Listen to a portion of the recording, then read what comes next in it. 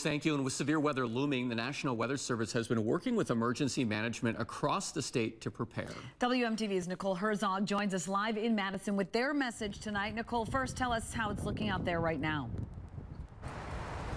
Hey guys, yeah, as you were saying, those clouds definitely looking a little more ominous now than we saw at 5. Also very windy out here, but yeah, as Dukes was saying, as the storms roll into the evening hours, the risk can become more serious. That's why officials say having a safety plan is key.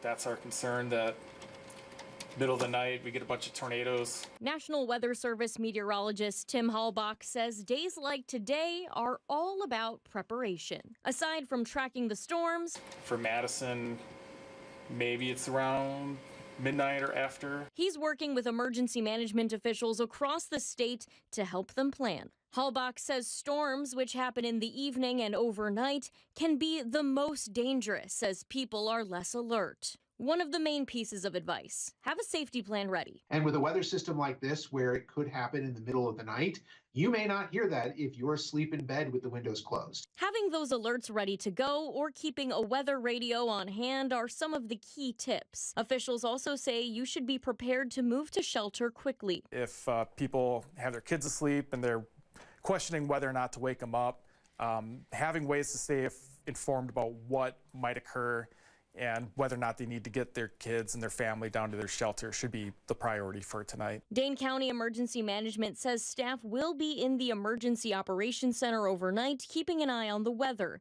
and will be ready to assist if need be. There's a lot of uncertainty in terms of where things might happen, but that's all the more reason for people to just be weather aware and to just have a plan and know what they need to do and know how they're going to get alerts. It's also important to call your provider. If you see an outage, of course, those down power lines, you should report those as well. For now, live in Madison, Nicole Herzog, WMTV 15 News. Nicole, thanks. And with spring and summer severe weather season beginning, don't forget to download the Read WMTV 15 Alert Weather app. You can see alerts from multiple locations and set the app to announce voice alerts when severe weather hits your area.